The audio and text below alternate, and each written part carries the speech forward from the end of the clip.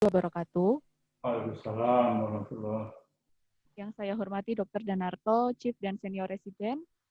Saya Dewi Permata Herdi, Residen semester 3 Urologi akan mempresentasikan chamber reading yang berjudul Upper Urinary Tract Damage.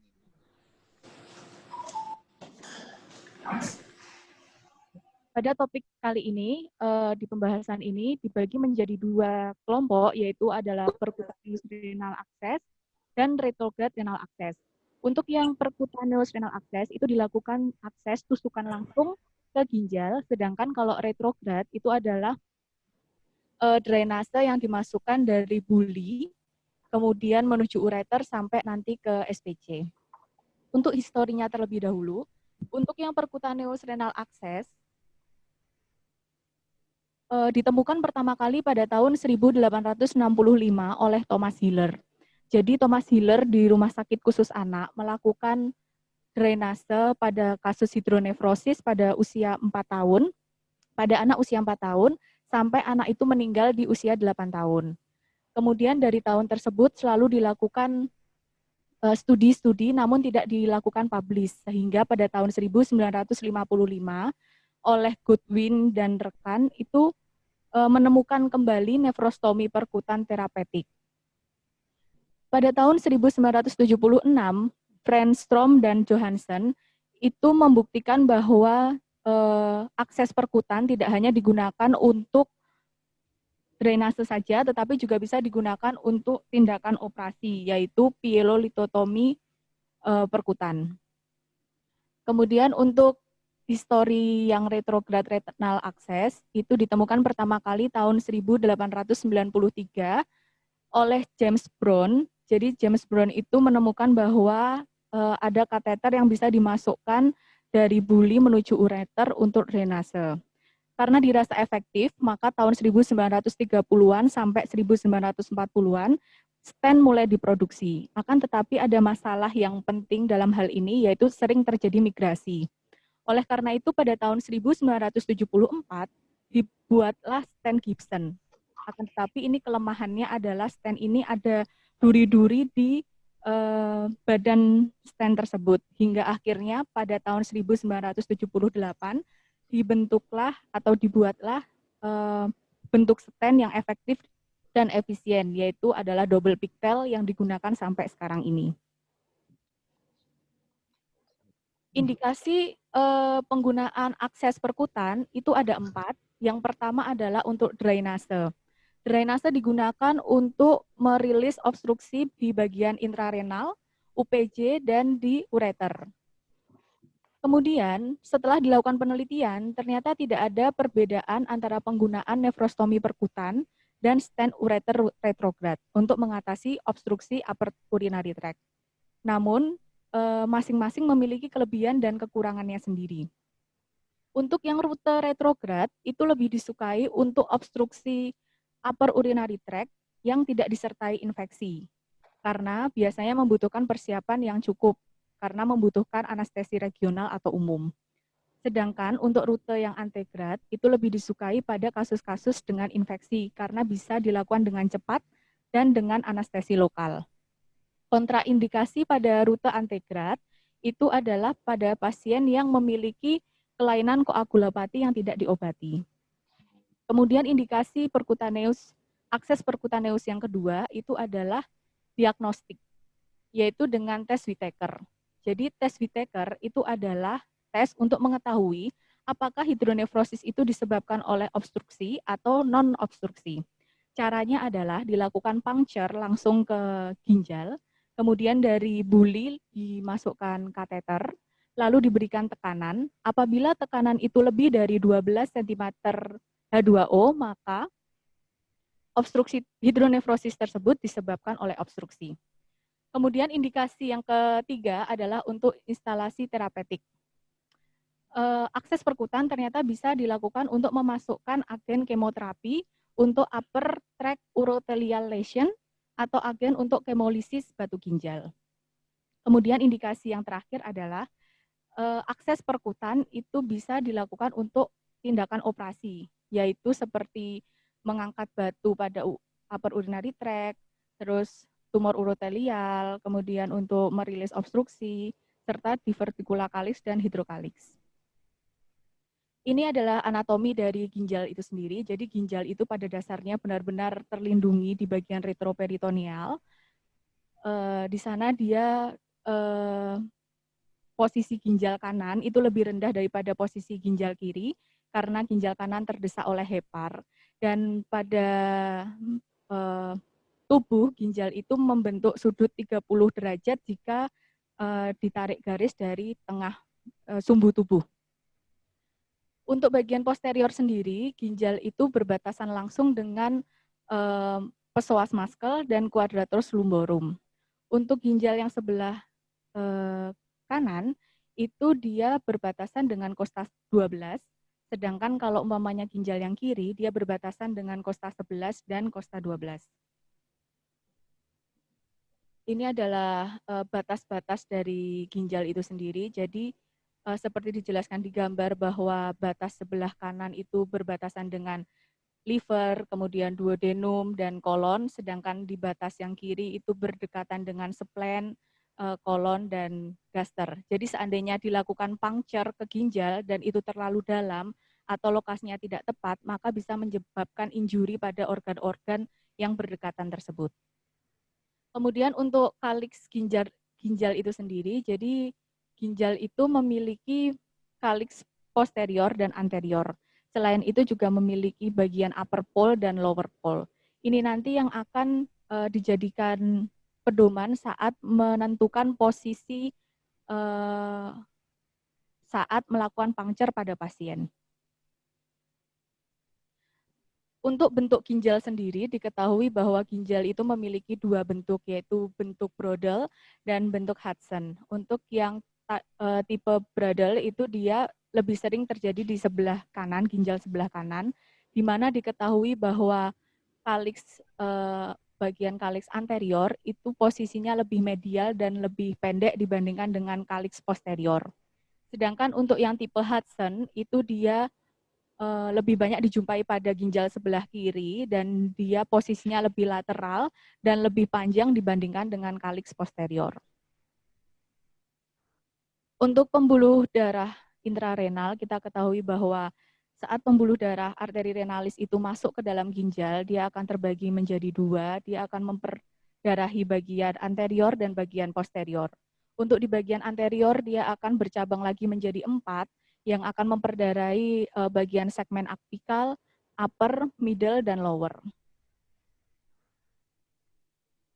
Untuk teknik dari tindakan akses perkutaneus itu sendiri, harus mempertimbangkan 4 hal. Yang pertama adalah profilaksis antibiotik. Jadi sebelum melakukan tindakan, alangkah baiknya pasien dilakukan urinalisis, dan jika memang ada kecurigaan sampai dia infeksi, misalnya pada pasien dengan batu struvit, itu perlu dilakukan kultur urin. Dan seandainya benar dia mengalami infeksi, perlu diberikan antibiotik profilaksik, bisa menggunakan cefalosporin generasi 1 dan 2, atau bisa menggunakan aminoglikosida ditambah metronidazol atau clindamycin, dan jika ditemukan instuf renal, maka bisa diganti antibiotiknya menjadi aztreonam ditambah metronidazol atau clindamycin. Atau juga bisa menggunakan ampicillin atau sulbactam atau fluoroquinolone. Kemudian hal lain yang perlu diperhatikan yang kedua adalah manajemen untuk antikoagulasinya. Pasien yang menjalani pengobatan dengan antiplatelet itu harus dihentikan terlebih dahulu, yaitu aspirin, penghentiannya adalah 1 minggu, warfarin itu dihentikan juga 1 minggu, clopidogrel itu dihentikan dalam waktu 5 hari, dan NSAID itu dihentikan dalam waktu 3-5 hari. Jadi NSAID ini ternyata juga bisa memacu perdarahan karena dia menghambat siklooksigenase pada platelet, dia menghambat tromboksan A2 sehingga menyebabkan pemanjangan dari faktor koagulasi. Kemudian untuk posisi pasien itu bisa dalam posisi prone, supine, atau modifikasi posisi prone dan supine. di Campbell dijelaskan bahwa prone dan supine memiliki kelebihan dan keuntungan dan kekurangannya sendiri. Tetapi untuk yang modifikasi itu belum ditemukan keunggulannya yang lebih baik daripada posisi prone atau supine. Kemudian faktor yang keempat, yang terakhir adalah pemilihan calyx untuk dilakukan akses. Bisa dipilih calyx anterior atau calyx posterior. Jika memilih calyx anterior, maka itu lebih memudahkan karena jika memilih calyx posterior itu lebih memudahkan daripada calyx anterior karena jika memilih calyx posterior bisa mengakses calyx lainnya.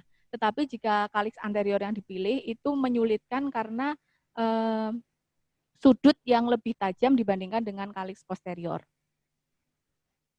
Ini adalah kelebihan dan kekurangan dari posisi masing-masing. Jadi untuk posisi supine, kelebihannya adalah aksesnya mudah untuk jalan nafas pasien.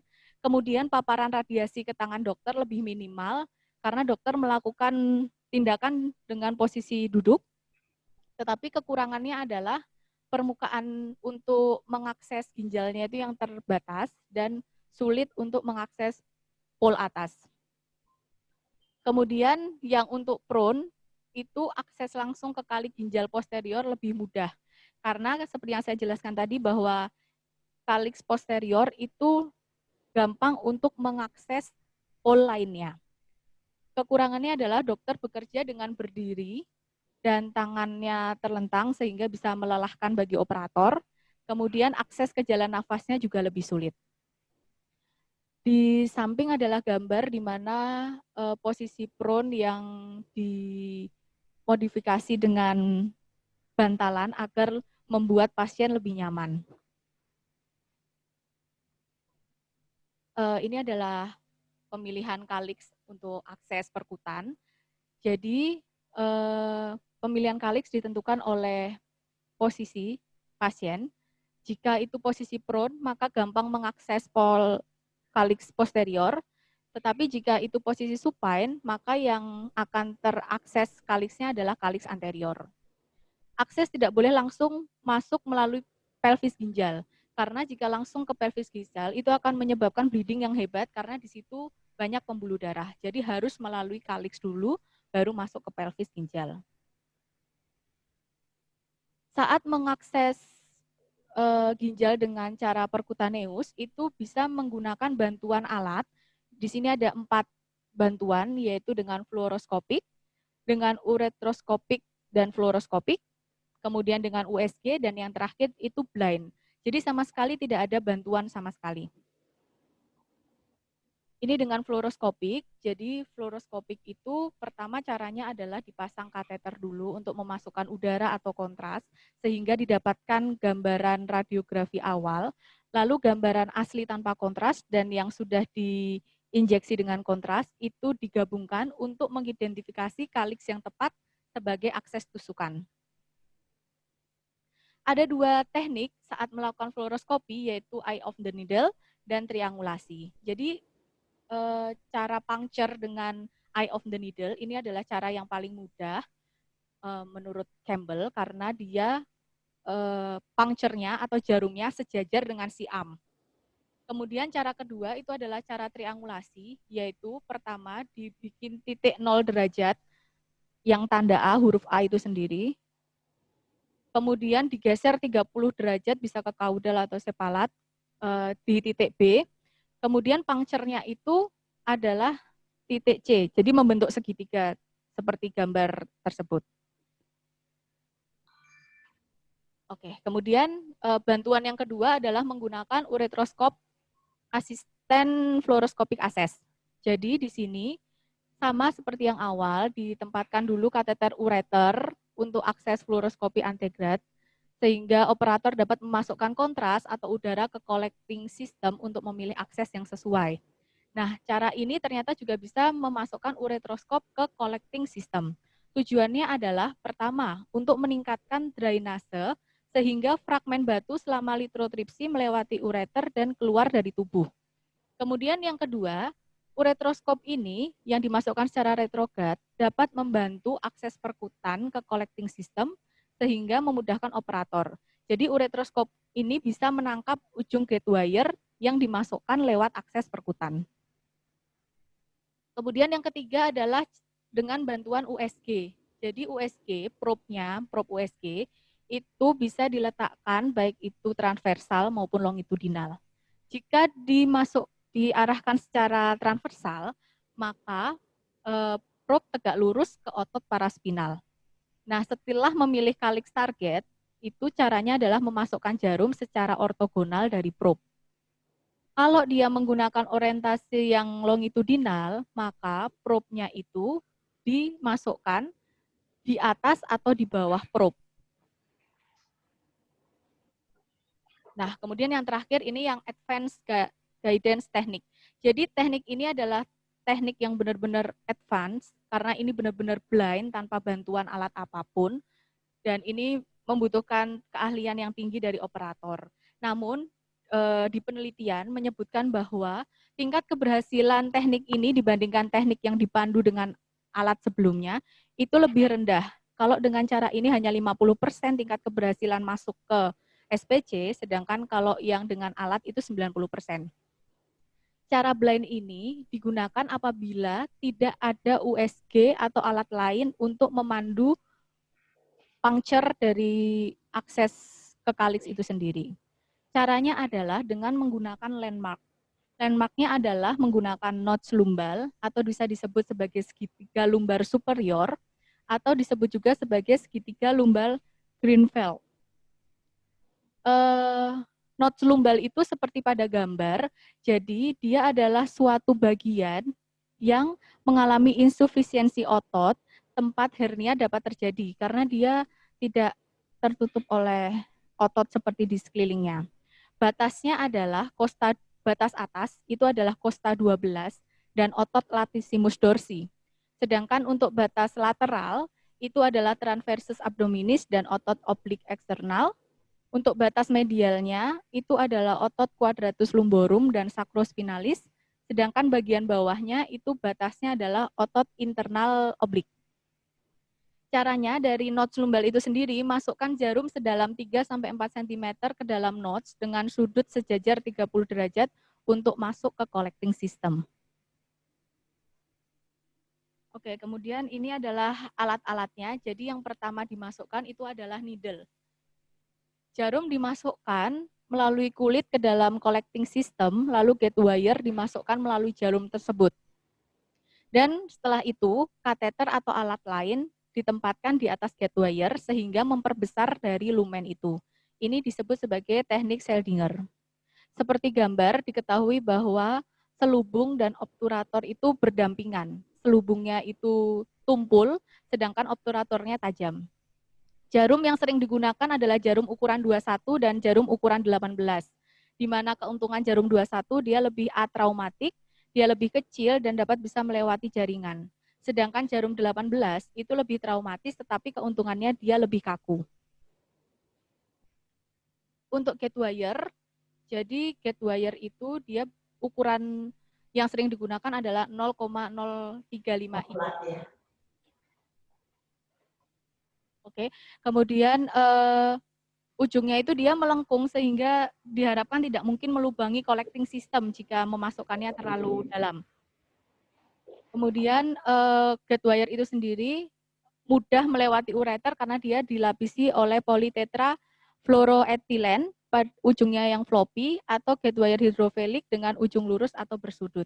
Pada kebanyakan situasi, pemasangan wire ini bisa 2 wire dalam satu ureter. Kemudian ini adalah alatnya untuk mendilatasi saluran. Jadi saluran itu sendiri untuk diperlebar, itu bisa dimasukkan trek dilatasi dengan selubung akses plastik diameter dalamnya 30 atau diameter luarnya adalah 34. Pada beberapa kasus sebenarnya selubung yang lebih kecil itu bisa digunakan dengan ukuran 12 hingga 24 frank. Ini adalah alat untuk mendilatasi dari trek itu sendiri. Setiap tindakan itu tentu ada komplikasinya.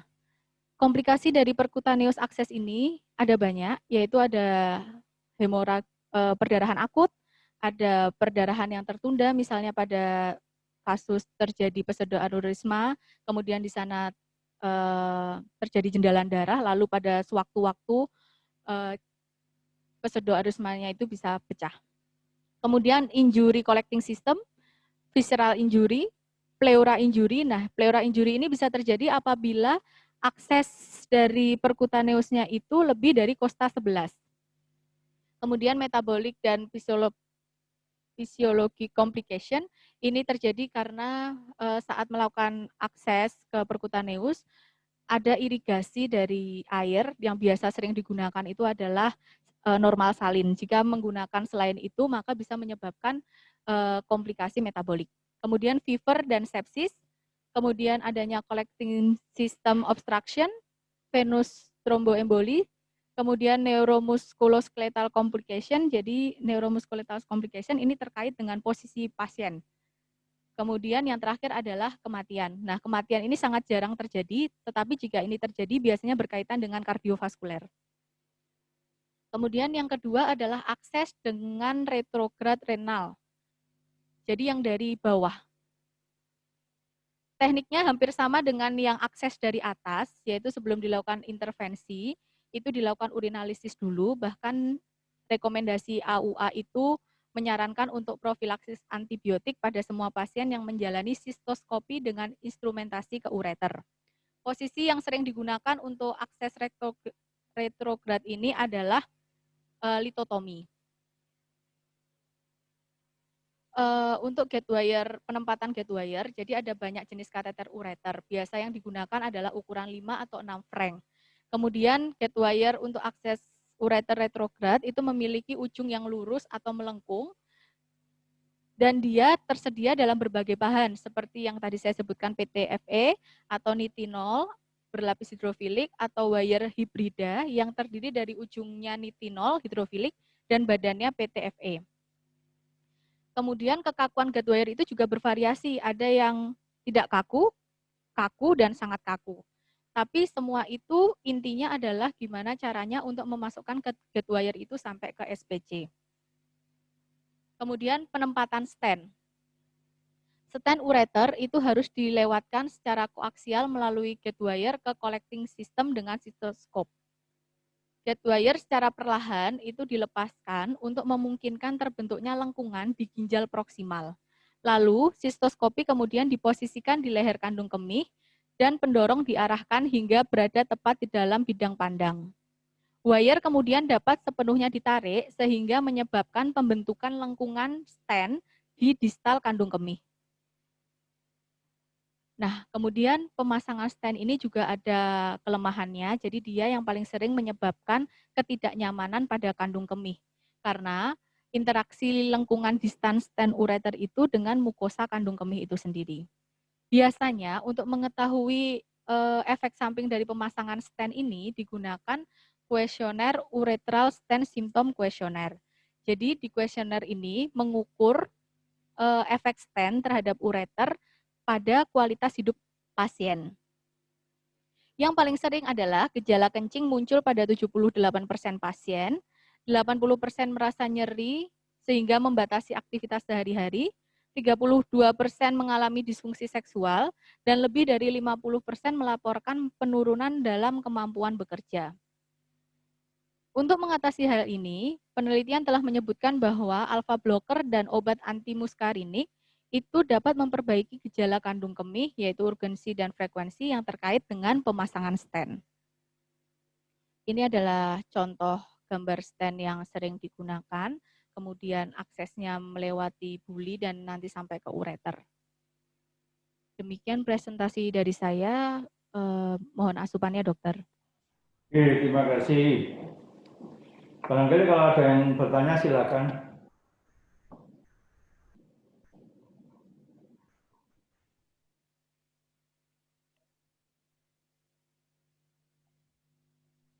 Ya, saya bertanya, Dr. Hidayul. Ya, dokter. Ya, kalau orang nefrostomi, tadi kan pakai profilaksis tadi. Siap, dokter. Ya, pakai nunggu kultur urin segala tadi kan. Siap, dokter. Nah, kalau pada biohidronefrosis kita mau drainase. Terus keterangannya apa menurut Anda? Kalau pada Campbell itu tidak dijelaskan bagaimana penanganannya jika harus menunggu kultur, dokter. Tapi sepemahaman saya bahwa jika memang dia terbukti infeksi dan kultur belum jadi, maka bisa dilakukan, bisa diberikan profilaksik antibiotik luas, dokter. Apa maksudnya? Tanpa menunggu hasil kultur itu. Ya, misalnya sekarang kita tahu USG ada biohidronefrosis ya. Ada biohidronefrosis, terus kita kan mau drainase. Kita perlu protokol itu tadi enggak?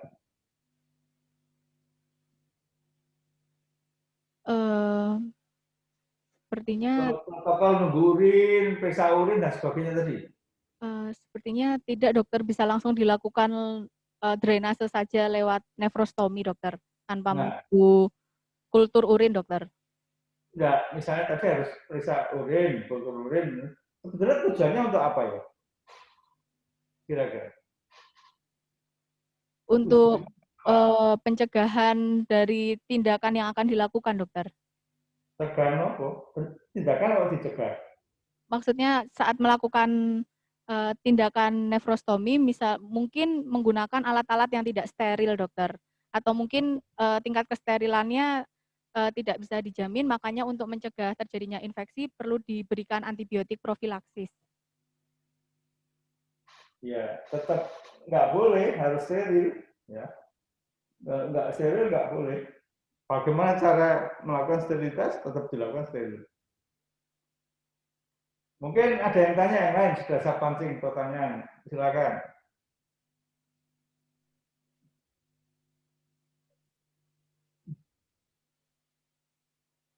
Ya, jadi yang penting adalah selalu bekerja secara steril.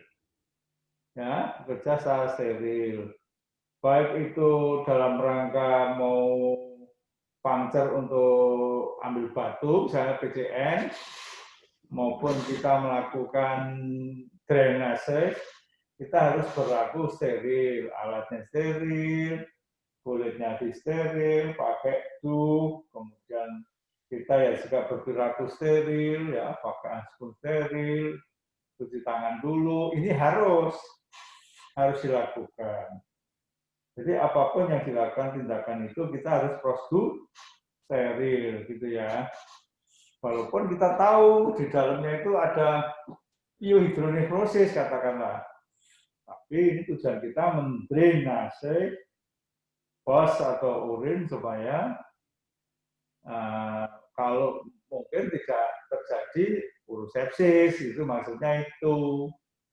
Ya. Jadi itu yang perlu ditamkan. Nah, teknik-teknik yang dilakukan macam-macam tadi sudah diceritakan. Cuma yang jadi penting, apakah tadi ada komplikasi meninggal? Pernah di sini ada yang meninggal. Di sini habis nefrostomi, langsung nefrostomi jam 10, jam 12 meninggal. Ada terjadi. Kenapa? Pada waktu tusukan itu terlalu dalam. Ya, pada waktu itu kanan, jadi itu mencederai, mungkin kava tercederai, terus bleeding. Jadi kira-kira masuknya nefrostomi itu ya kira-kira 3-4 cm aja. Jadi kalau nefrostomi kita yang bikinan itu diukur kita kira-kira masuknya cuma 3-4 cm. Kalau itu kira-kira 3-4 cm belum masuk kawit, ya belum masuk pilum, maka berarti ini arahnya salah. Mungkin ke arah anterior atau ke arah posterior. Nah, jadi gitu. Nah, tadi sudah disebutkan kalau ingin tahu ya sudutnya itu memang dengan sudut tubuh kira-kira 30 derajat. Jadi kita bisa memperkirakan. Ya, jadi memang begitu.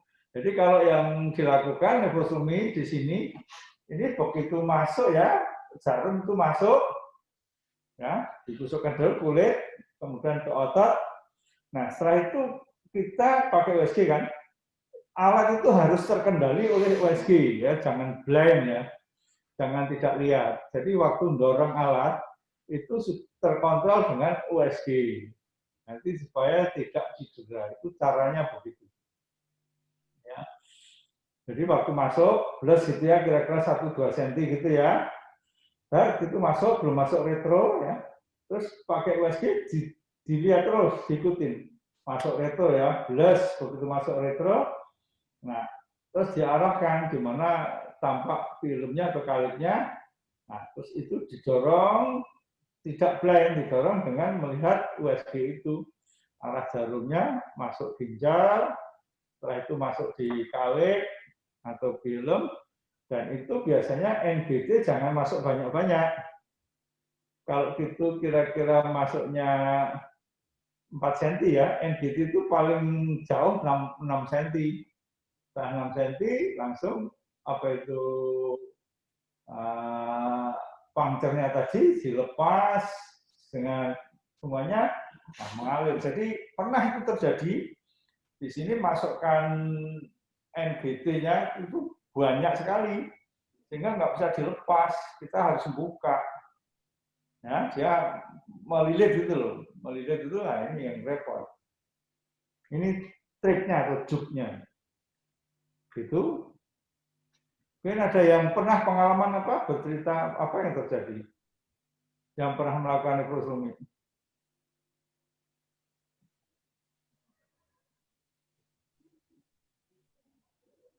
Izin dok, izin menambahkan dok. Ya. Ya, pengalaman memang sering kita jumpai pasien-pasien piohidronefrosis itu datang ke IGD dengan kondisi sepsis, dokter. Izin, waktu itu saya juga pernah membuat penelitian dengan dokter dok tentang pionefrosis. Untuk penata-laksanaan pionefrosis itu memang kita tidak perlu menunggu kultur, dok. Jadi memang dari guideline yang diberikan oleh infeksi bahwasanya ketika pasien dalam kondisi sepsis maka kita menganut protokol EGDT atau Early Goal Directed Therapy. Protokol ini menyebutkan bahwasanya dalam 1 jam pertama yang perlu kita lakukan jika menjumpai pasien dengan kecurigaan sepsis adalah pemberian resusitasi, dokter, kemudian juga antibiotik broad spectrum. Kemudian dalam jangka waktu 8 jam harus dilakukan source control. Jika pasien yang kita curigai karena piohidronefrosis, maka sebaiknya memang dalam 8 jam itu sudah dilakukan drainase atau nefrostomi, dokter, agar outcome pasiennya menjadi baik dan tidak jatuh dalam kondisi multiple organ failure atau meninggal, dokter. Mungkin tambahannya seperti itu, dokter. Ya, jadi yang paling penting kalau ini ada tanda-tanda itu, maka yang kita harus lihat adalah acid base balance, ya, kemudian cairan, ya, electrolyte control. Setelah itu adalah antibiotik yang kalau nggak tahu broad spectrum itu memang ada protokol-protokol di satu rumah sakit. Jadi kuman atau antibiotik di rumah sakit ini apa? Gitu loh yang biasa dipakai berdasarkan pengalaman kultur-kultur yang sudah lewat. Setelah itu kita berikan itu, maka secepatnya kita melakukan drainase bedah. Drainase bedah kalau di tempat kita adalah lakukan nefrostomi. Kalau mungkin tempat lain ya di drainase aja. Drainase kalau ada abses, ada cairan apa, segera dikeluarkan. Itu memang protokolnya kayak gitu. Jadi kalau di rumah sakit Sarjito ini antibiotik yang dipakai sesuai dengan kultur yang pernah ada di sini apa?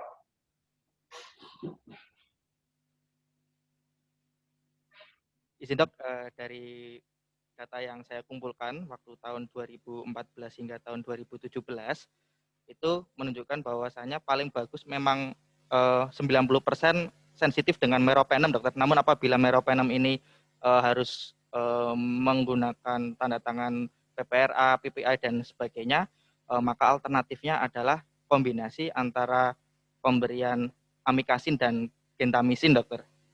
Ya, memiliki sensitivitas hingga 80%, dokter. Oke, jadi begini Pak. Rumah sakit itu dulu waktu saya tim pengendali infeksi ya, dulu sempat jadi tim pengendali infeksi ya. Jadi kita mengumpulkan data-data dalam kultur yang ada di laboratorium, Itu yang sensitif muncul itu apa saja?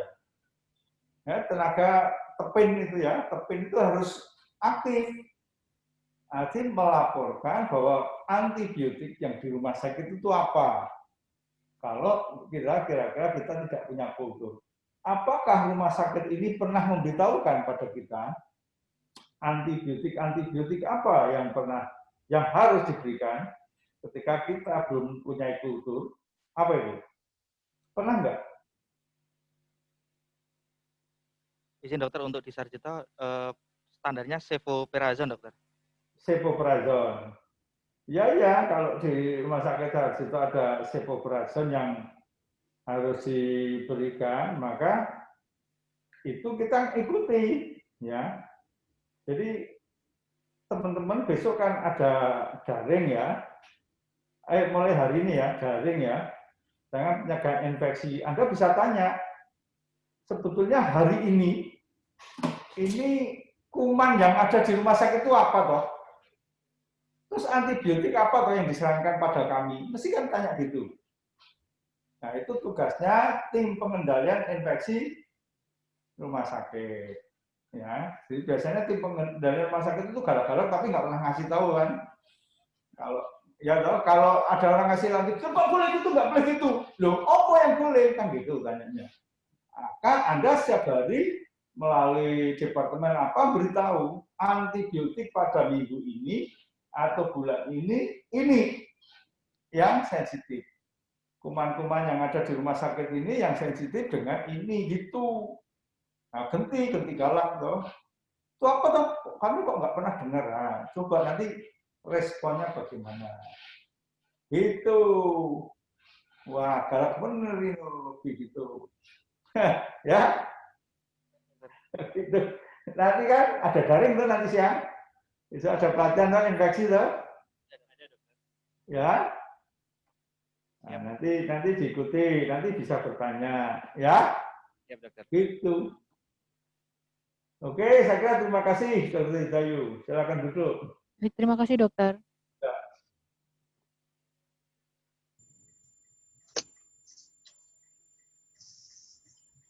Izin dokter, untuk kegiatan selanjutnya ada asesmen 3 kasus, dokter. Yo. Melayu.